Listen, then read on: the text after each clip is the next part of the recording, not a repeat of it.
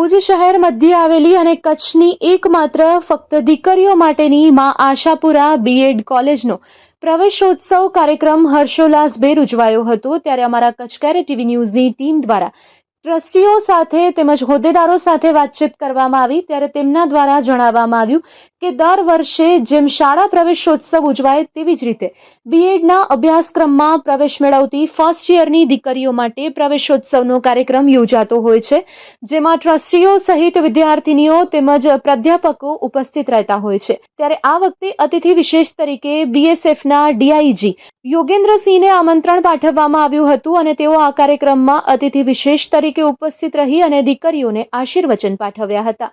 ત્યારે આવો આ અંગે વધુ સાંભળીએ માં આશાપુરા બીએડ કોલેજના ટ્રસ્ટી તેમજ હોદ્દેદારોના શબ્દોમાં।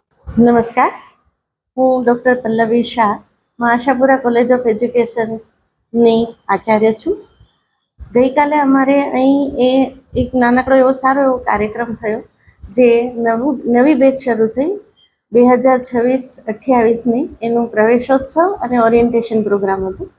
જે પ્રોગ્રામમાં અતિથિ વિશેષ તરીકે મુખ્ય અતિથિ તરીકે બીએસએફના ડીઆઈજી સાહેબ યોગેન્દ્રસિંહ રાઠોડ પધાર્યા હતા। અતિથિ વિશેષ તરીકે પાંથરી સાહેબ હતા, વિપિન પાંથરી, અને વિશેષ મહેમાન તરીકે મનીષ દેઓલ સાહેબ પધાર્યા હતા। અમારા માટે બહુ ગૌરવની વાત કહેવાય કે ડીઆઈજી કક્ષાની વ્યક્તિ અમારા કાર્યક્રમમાં અહીં પધાર્યા। એમણે ખૂબ સરસ મજાની પ્રેરણાત્મક વાતો કરી અને દીકરીઓને સારી એવી પ્રેરણા આપી, શાંતિપૂર્ણ જીવન જીવવાની અને ઉજ્જવળ ભવિષ્ય માટેની ઘણી બધી ચાવીઓ આપી કે જેનાથી વિદ્યાર્થીઓનું જીવન શાંતિપૂર્ણ રીતે વ્યતીત થઈ શકે અને ઉજ્જવળ કારકિર્દી એમની બને। તેમ પુષ્પદાનભાઈ ગઢવી સાહેબ, જે અમારા ઉપપ્રમુખ છે, એમણે સંસ્થાનો પરિચય આપ્યો હતો કે કઈ રીતના વખતસિંહજી સાહેબનું એક સ્વપ્ન હતું કે અને કચ્છમાં શિક્ષણનો વ્યાપ વધે, અને આજે એના સપનાને સેવવા માટે થઈને જ આખું ટ્રસ્ટ જહેમત ખૂબ ઉઠાવી રહ્યું છે। એમનું માર્ગદર્શન અને હૂંફના કારણે જ આજે એક બીજમાંથી વટવૃક્ષ બની છે આ સંસ્થા। અમારા મેનેજિંગ ટ્રસ્ટી શ્રી રાજેન્દ્રસિંહજી જાડેજા સાહેબે શુભેચ્છાઓ પાઠવી હતી અને પધારેલા મહેમાનોનું સ્વાગત કર્યું હતું।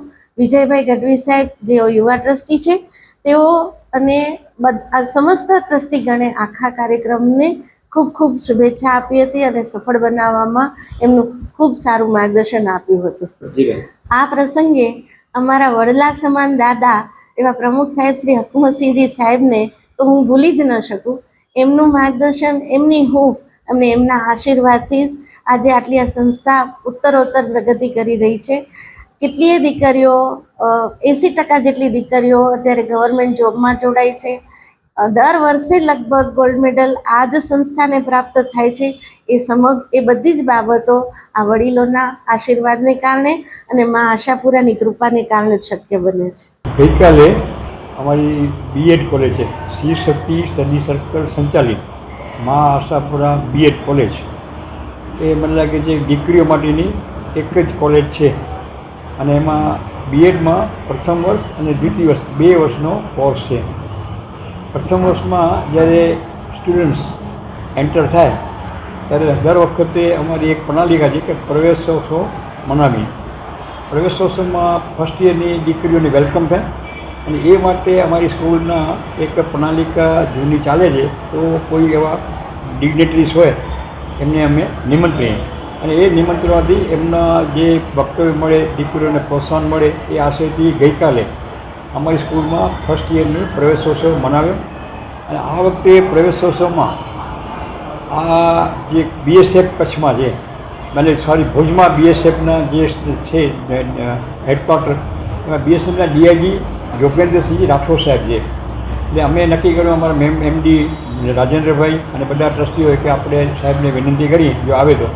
એટલે એમને ગઈકાલે નિમંત્રણ હતા, સાહેબે અમારો સ્વીકાર્યો અને એમની સાથે સાથે બિપિન પંથરી કરીને કમાન્ડન્ટ છે, આ મુંદ્રા રોડ ઉપર બીએસએફનું આખું ઓર્ગેનાઇઝેશન છે, અને બીજા એક deputy commandant mister Manish Deval as a deputy commandant તરીકે બિપિનભાઈ પંથરી, અને ડીઆઈજીનો કોર્ટી રોડ ઉપર હેડક્વાર્ટર છે એમાં સાહેબ યોગેન્દ્ર સાહેબ પોતે આવ્યા. અમારી માટે ખૂબ આનંદ વિષય હતો, દીકરીઓમાં પણ ઉત્સાહ હતો.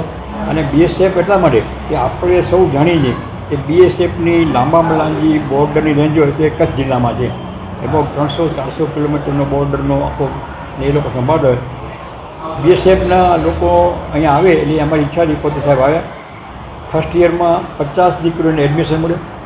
અમારા જે શિક્ષકો હતા એમાં પ્રોત્સાહતો એ લોકો અહીંયા આવ્યા ત્યારે સ્વાભાવિક રીતે એમનું અમે વેલકમ સોંગથી સ્વાગત કર્યું. અમારા મેનેજિંગ ટ્રસ્ટી તરીકે ભાઈ રાજેન્દ્ર છે એમને એનું સ્વાગત પ્રવચન કર્યું. અને પછી મારે એમને થોડીક બેકગ્રાઉન્ડ આપવાનું હતું સ્કૂલ વિશે અમારા ગેસ્ટને. તો ગેસ્ટને બી કરીને આપણે સૌ જાણીએ છીએ કે મા આશાપુરા ઇંગ્લિશ સ્કૂલ જે કરવામાં શરૂ કરી પ્રોફેસર વખતસિંહભાઈને જાડેજાને હું યાદ કરું.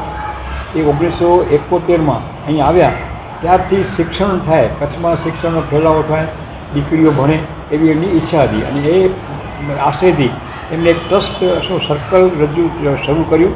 અને એ સર્કલ રજૂ કરતાં 1993માં અમે એક ટ્રસ્ટ રજિસ્ટર કરાવી અને એક પહેલા ધોરણથી કરી 12મા ધોરણની સ્કૂલ નક્કી સ્થાપી. એ રીતે બીએડ કોલેજ પણ શરૂ કરી. બીએડ કોલેજનો મેં આપને જણાવ્યું 2 વર્ષનો કોર્સ છે. પછી એની મેં થોડી બેકગ્રાઉન્ડ આપ્યું.